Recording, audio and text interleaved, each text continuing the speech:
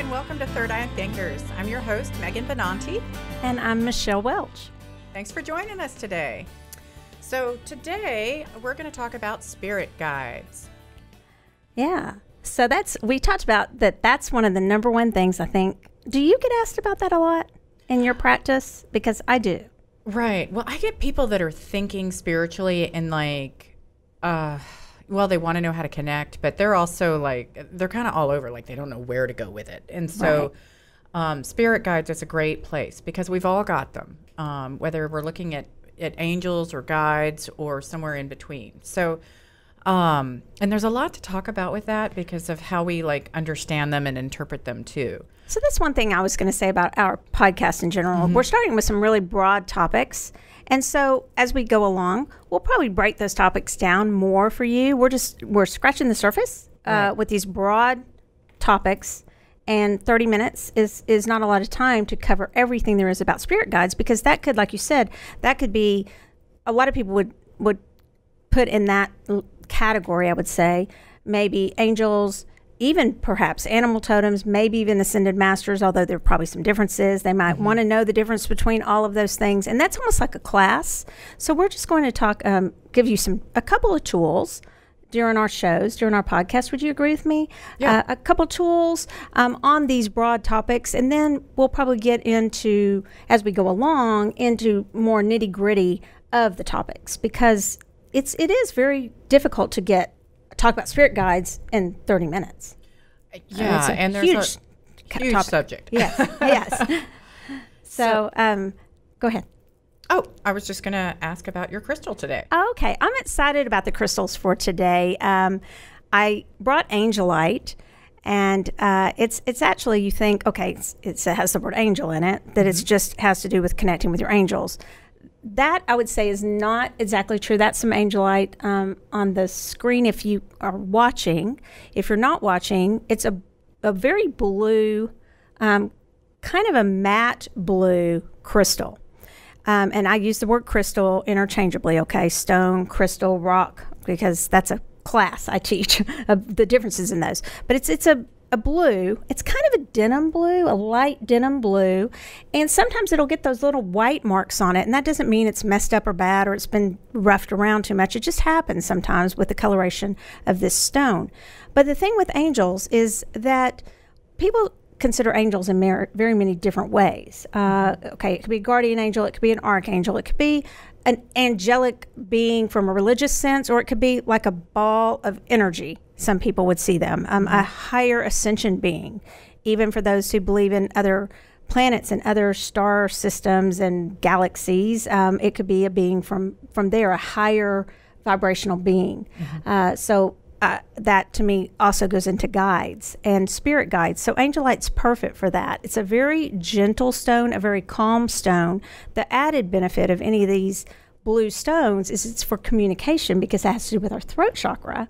So when we're communicating with one another, or communicating on a podcast, or hold that, or if we're communicating with our spirit guides or trying to get in touch with them, it's a perfect one. And then I'm just going to mention a little bitty one. This is called phenocite or phenakite, and I say this, I'm going to describe it because I don't believe I have a graphic for it. And if you're listening, it's a little bitty. And they do come bigger, but they're expensive. Okay, so it's a higher ascension stone. It connects you with your transpersonal chakras, the chakras outside of your body, because we have them, that connect us with our guides, ascended masters, and all the way to our higher self and source. And it's phenocite or phenakite, and it is great for connecting with our spirit guides. Oh, that's awesome. Yeah. I'm going to have to get some of that. And this one, actually, I was saying to Megan, the little one, a lot of times I will take them and I'll get that tape that they have at just Target or Walmart, CVS. It's like surgeon's tape, but it's real gentle. So it's not going to even give you an eyebrow wax or anything like that when you take it off. And when I'm doing some crystal healings, I'll actually put that on a third eye, and you can tape it on. You can also tape crystals onto your body that way if you have an injury. Like, for instance, rhodonite will... And I tell you this is true, try it. Rhodonite will get rid of a bruise. And so if you tape it onto a bruise or a blister, it will help it go away. And I'm not kidding, it works. And so you can use that tape for that too, just as an aside. Covered in bruises right now. So. Well, there you go. Get some rhodonite. Little pieces of rhodonite. Cool. What plant or herb did you bring today? So I brought in the lily today. And because lilies are going to line us angelically, they generally are going to connect with the feminine energy. And so it aligns with a lot of goddesses that we have out there. So angels and saints. So Kuan Yin, Mother Mary, which is interesting that you brought the Angelite in because Mother Mary's often dressed in a pale blue, and that's kind of the color that the Angelite is. And Venus, the Archangel Gabriel, and Saint Anthony. And lilies are such an interesting flower because they're both fragile and bold all at the same time. And, you know, if you think about those giant white lilies, you know, you can bend the petals, but they have a firmness to them. They have a waxiness there. And, but they're pure white. And so there is a sense that, you know, if you want to open up to your angels, that you spend some time out around lilies, or, you know, whether that's cut flowers in the house or go out in the garden and be around them. And for a lot of people, those will be up and blooming now. At least if you're up north, down in Texas. Well, no, I do have some of my lilies blooming. So one thing to keep in mind, though, is they are poisonous to cats, which I didn't realize. And so you want to kind of keep that in mind, that your cats are not going to get into them. Generally, animals are not going to eat plants that are toxic. They have a sense of knowing. But you do have some animals that are a little overzealous, and they do get into things they shouldn't. So just kind of be aware of that. Another interesting thing about lilies is they can be really good for legal matters and for travel. So if you're going through a divorce or something, buy some lilies for yourself. Use that comfort. And because that is a time when, God knows, you're going to be praying a lot, you know? And you want some guidance. Right. And better guidance than maybe your lawyer gives you. Yeah. Because we all saying. People always go through times where they're like, oh, did I hire the right lawyer? And there's some, I think they call it triangularization or something. So where they... So this will connect us to the guides we really need. Yeah. So use lilies. But to me, anytime, if you want to connect with your guides, be outside in nature. That is 100% going to help. If you can be around a garden, great. But if it's just walking down a street and sitting by a tree, you know, get out of the office building and take a break and breathe outside. Let me tell you one place you can really connect with your guides. It's at Megan's office. You guys. So get a reading with Megan because just going into the setting that she has for you for the reading is a retreat and a respite in and of itself that will help you get in touch with your guides. No wonder you're such a good reader. Yeah, that must be it. No. But I do think that helps. It's beautiful. Yeah, it's definitely a tranquil place. So yes, that's it good. is. And so I think it's just a Garden of Eden back there in a good way, a Garden of Eden. It's just beautiful. It's paradise. Well, thank you. Yeah.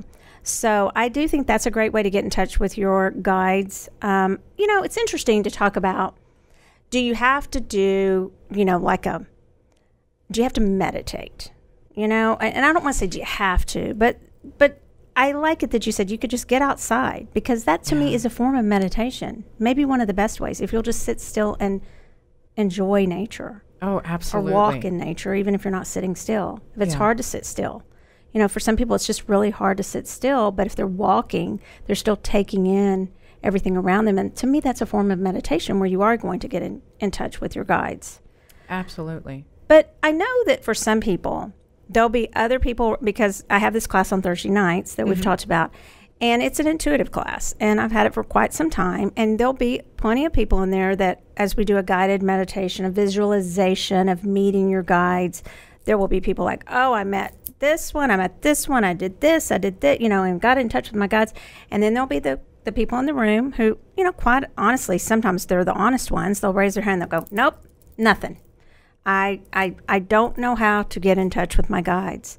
And so what would some of your advice be for that? for the person that just seems like, I just really feel like I'm not connecting to anything? Wow, that's a big question. And, it's interesting because I've done one of those Visualization. Thank you. Yeah. On a retreat that I went on. And the guide that came forward I didn't feel was my regular guide. And that's fine. That's who came forward for that weekend. That's who I needed to work with. Right. And, but that left me still kind of in a quandary of like, who am I working with? And, so for people that aren't connecting, golly. Do you think maybe just try some other ways? Do you think that might be because maybe visualization doesn't work for you, maybe meditation doesn't work for you? There's also the Akashic records. You could have someone who opens your Akashic records, and they could help maybe tell you as a starter that this is who they get, somebody you trust, and we could give you someone we trust. I open the Akashic records, but I know somebody who actually is great at helping you figure out some of your guides, and they could help you connect with someone that it resonates with you. The word resonate just means it kind of gives you the chills where you go, yeah, that makes sense to me. I agree with that, right? And so so I would say maybe that they could someone could do cards for you. We could do it and say, I'm getting that you work a lot with this goddess or this angel works with you or this ascended master. And if you trust that reader, then you don't always have to get that information. You could get that from someone else. Do you agree with that? Yeah. And I was going to say one of the things too is, if you're sitting there and you close your eyes and you're wanting to connect with your guide, it's not necessarily going to be a seeing thing. It might be the smells. It might be a feeling. So for me, I always feel like my guide touches my right shoulder. And then when I'm praying for others and I'm connecting with their guides and angels, like before a reading, I see their guides on the left and their angels on the right. And then sometimes I'll get messages directly from them to start, to bring up before the reading. And so that's always an interesting thing for me. And, there's a part of them that always knows, like, that person is there. If they pray a lot, I can see that they pray a lot because their angelic realm will be really strong. Right. So there's a lot of cool things that can happen with that. If you're trying to connect on your own, though, think about, start with that feeling sense of where do I feel connected? Where is there a sense of peace? Is it my right shoulder, my left shoulder? Is it on my third eye? Is it above my head? I have a problem sometimes slouching, and I worked with someone years ago, and I said, God, I feel like I'm carrying something around on my back. She goes, oh, yeah, 2 of them. I was like, oh. So I was like, how do I get rid of them? She said, tell them to go into the light. And I did. And then they were gone. She's like, yep, they're gone. She said, but you have to change your behavior so you don't invite them back. And so I've really learned to do that. And I still sometimes slouch, but I don't feel the burden of carrying someone around anymore, which is really good. You made me think of something, because I think of spirit guides too as, people will ask, well, are there spirit guides you don't want to work with? Or, and there's a lot of rules that people put on these they have to tell you their name. I'm not sure that I always agree with that, because you may come up with a name, because it may be a name we couldn't even pronounce. Okay. Right. Yeah. And they're going to look different. Some will come to you in, a human type of form, just because that's what you can accept, as opposed to my husband sees just balls of energy. That's all he ever sees, because that's where he is. Right. That's what he can accept, and that's what he vibes with.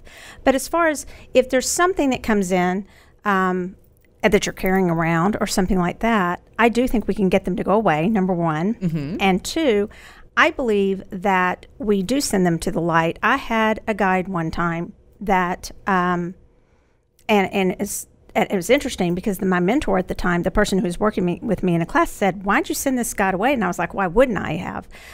It was a very neutral, and let me explain. The way that I knew it was because it felt like it was guiding me to only listen to that guide.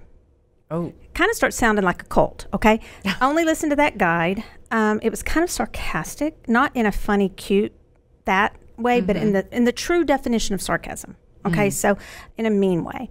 And also very much just spirit guides will always tell you something that you can use.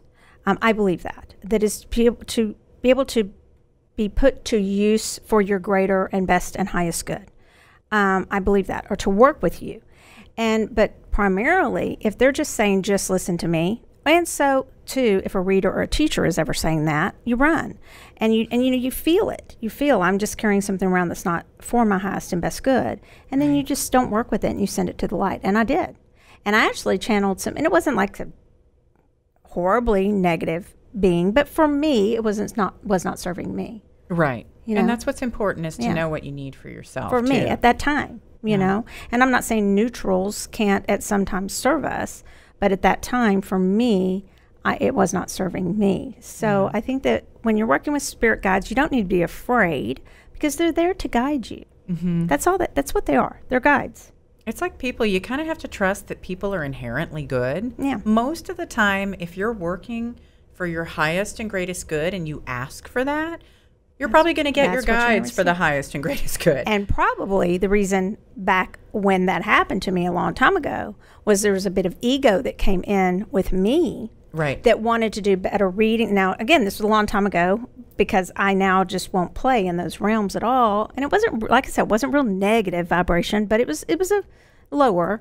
And I think I was so much wanted to give these great readings and everything that I entertained that, and I opened the door to that, is what you just said. So I wasn't setting my intention for the highest and best good. It was operating out of ego.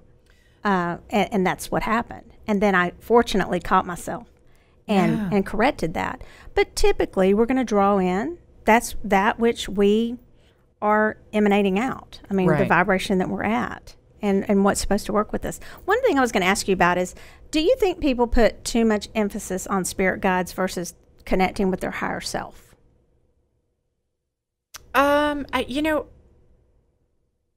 This might sound really weird, but I kind of let myself be open to interpretation. So I don't necessarily define everything that I'm connecting with. And that, whether they were a human life or some other kind of guide or an angel or the higher self. What I basically think is there's all these beings, but at the same time, there's something greater, and we're all part of that. Because we're all one part of Right, but we're also this individual, so there's, it's all interconnected. So I guess I don't really differentiate that much. Okay. One thing, when you were asking about names earlier of your guides, so if somebody does want to figure out the name for their guide, if they're already in communication, something kind of cool that I learned from a friend out in Sedona when I was getting a reading there, I said, how did you learn your guide's name? She goes, I played hangman. She said, I died 7 times figuring it out, but because you have to go through the whole alphabet. Fun. So I just went through the alphabet with a pendulum and got the letters for my guide, and then put them together, which for me was really, an easy fit. Okay, so I did that one time with Roger. That's my husband. And He's the name of my spirit guide came up as Roger. No! I was like, what? And then I called somebody, who's like, okay, can my husband be, I believe there's anything is possible. Okay. And then she is the one who opens Akashic Records a lot. And she was like, actually, in some ways, he is a guide to you. Very much. Because people put labels. They'll say, well, living people can't be spirit guides because they haven't, all these rules. So I don't know. I've gotten to the point where I kind of am like you. I don't throw all rules out the window. I have ethics. I'm going to call them ethics and morals.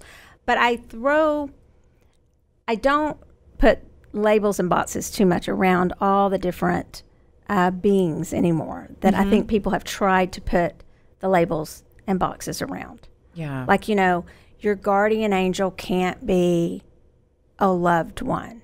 I hear that a lot. You're a loved one that's crossed. I hear that. I've read that in many, many books. I don't know what I think about that. I just know that statement has been repeated. Somebody wrote it, and then someone repeated it over and over and over again. Yeah. You know, and I think we're going into a new paradigm. It's a new day where a lot of things that have been written, I'm not saying throw out everything ancient and knowledgeable and old ancient wisdom at all, but I'm also saying let's leave room for some new ideas. Yeah. So I love listening to, I know you brought a book that you're going to tell us about. I love listening to many of those, the new and the old, but I do think we're shifting into a new paradigm where some of the things that we were told that were repeated seriously over and over and over again. Right. I mean, a lot of it was. It's one person says it and then they all repeat on. it.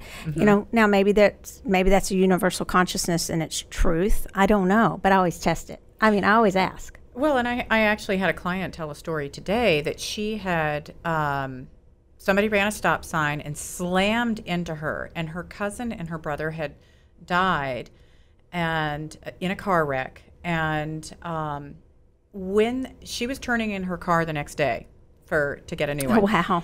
And this car slammed into, the whole hood was buckled on the other car, and there wasn't even a scratch on her car.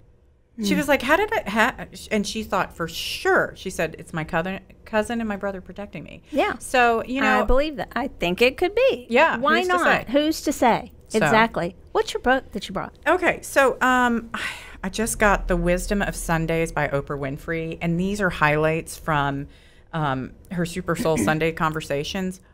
Great, great book. And so if you are wanting to connect with ideas of what spirituality can mean to you, this is a great, simple read because it's just highlights of conversations. So you can kind of pick it up anywhere, and it's beautiful. But for me, you know, I don't know about everyone else, but I know that when Kate Spade had passed, that made me kind of like stop and pause for a few minutes. And so I was looking for something to read, and I picked that up, and it had been really called to me. But rather than being a coffee table book, I'm literally going to read the whole thing. So, would you do one thing? Would you open it up randomly to a page and just read the first thing you see? Okay. Yeah. Okay. This is Elizabeth Lesser, and she said, spirituality is an instinct. You know, we have our instincts to eat and to sleep and to work and survive and thrive that way. But we also have a spiritual instinct. It's really inside every person. That's why religions were formed, to respond to that instinct, to know that life has meaning, to know that we are connected to everything, and to have that childlike sense of wonder that we were put here to enjoy the gift of life. Oh, it's beautiful. Yeah. Pretty awesome. Yes. So. Name of the book again is? The Wisdom of Sundays, Life-Changing Insights from Super Soul Conversations. All right. Miss Oprah Winfrey. Gotta love Oprah. Man, she's been an inspiration for all of us. So I'm not sure where we are on the time. Do we have time for a reading? Okay. Thank you. So let's see. I had a couple questions we got this week. From Christy, I have WTF. So she has a lot on her mind, I guess. And so we're just going to find out what the heck is going on with her. Yeah. So, do you want to shuffle? I always shuffle. I'll let you do it. Okay. I may drop that. Yep. I just manifested that for you. Thanks. Yes, you did. You manifested some clumsiness there. So, but I don't mind. Everybody, a little clumsiness can make you fall into something really good sometimes. So, you guys, while she's shuffling, I really wish you could see our shoes. Seriously. Oh, my shoe. I'm happy both to show of our them. shoes. Oh, yeah. Put your foot up. Shoes. Come on. Yeah. Come on. You got to match. So I know, but we have to explain for the people that aren't watching. We have very festive feet. We have stars, and I have moon stars, and you have like stars, but they're black. They're very galactic. Yeah. Astrology shoes. They're cool. They're pretty awesome. Mine are the Office of Angela Scott, and yours have third eyes on them. Who is your designer in those? Oh, I'll have to think about it. Oh, okay. Okay. I can't remember. All right. So Christy, who has a WTF question, we have the Fool, we have Knight of Swords, and we have Seven of Pentacles. So looks like she might be trying to figure out a couple things in her life. Do you want to start? Yes, I do. So it feels like to me like you do have a lot of options coming at you, and you're like ready to go for it, and you really are you have a tendency to charge forward, or the exact opposite. Okay, it's like it's either analysis paralysis or man, I'm just going to go for it, and I'm just going to cut through all this, and I'm just going to go for it full. I don't even care. I'm going to go. I'm going to say the kind of the WTF comes in because it feels like, do I take my time or do I just go for it? And where your balance comes in, because this last card to me is about the give and take. And so it feels like there's this whole, and it does feel Oh, WTF. And let me interject. I'm sorry. I said 7 of Pentacles. This is 6 of Pentacles. Okay, 6. But sorry. Thank you. But it's this whole thing of this give and take. And you give a lot to others. You don't always receive graciously. I'm going to invite you to receive graciously. A lot of us don't. That's not a mean statement. It's actually a form. It's sort of a compliment because you think, no, and you're giving of your time and all those kinds of things. But at the same time, you've got this thing where you're just, do I analyze it to death or do I rush in? And your balance comes in with the fact where you're going to find your answers. You're going to find your answers with taking a moment and looking at. And I'm going to give something really specific too. Mm-hmm. Go for it. She has a cause that she's very, very interested in. It's almost like a nonprofit. Okay. I'm getting from this 6 of Pentacles just something where if you are not involved in, like, even on the board of or just volunteering with a nonprofit, I feel that is something that would really help her get her WTFs in life down to, okay, this is just where she can really think. Just going, that will be her escape. I have a feeling she has a cause that she's very much interested in. Awesome. Okay. I'm trying to think if I have anything to add to that. Well, it may go in a completely different WTF direction. I'm like, to me, with the Fool, I'm like, well, she's ready for a new direction. And her desire at this point is really overcome her fears. And there's a young person here, and this person is trying to find their own way. And that's not easy because I do feel like that's having an impact on you that's not your favorite feeling. It's not necessarily that this person is being, there's being slightly difficult to work with.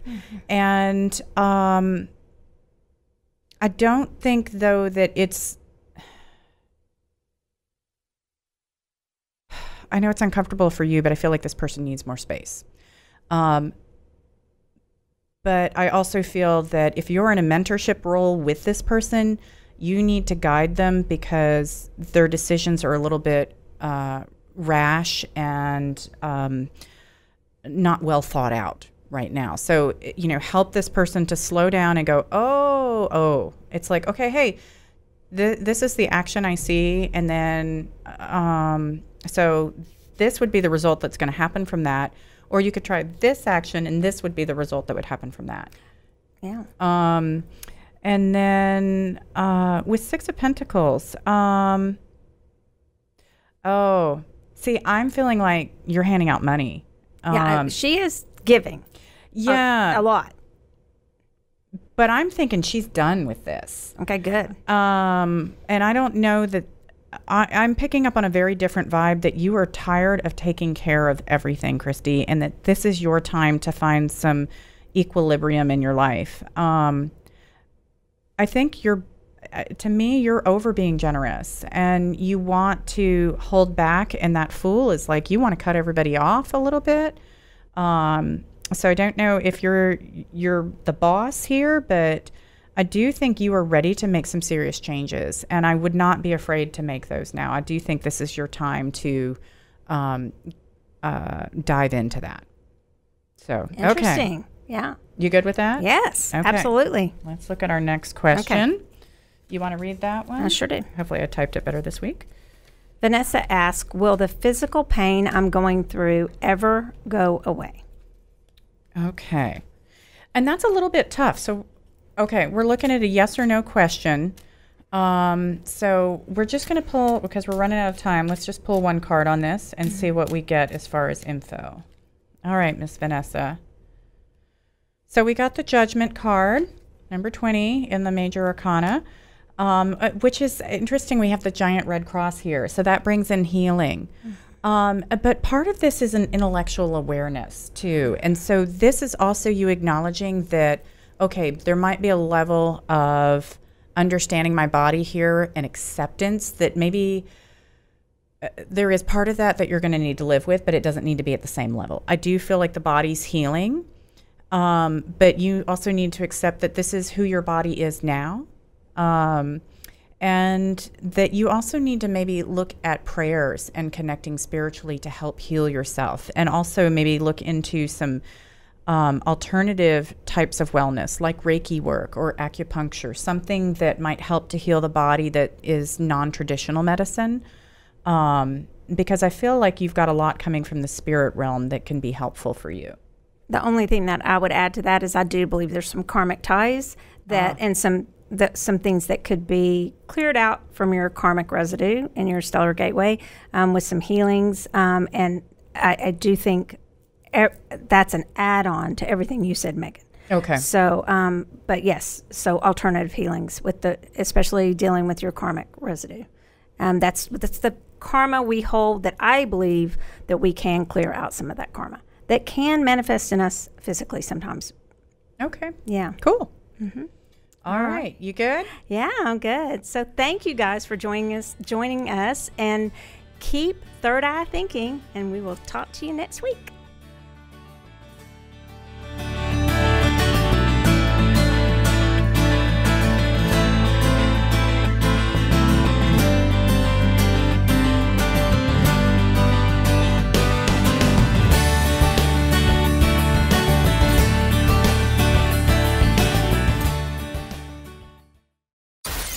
Listening to RNCN, the digital destination for premium talk radio.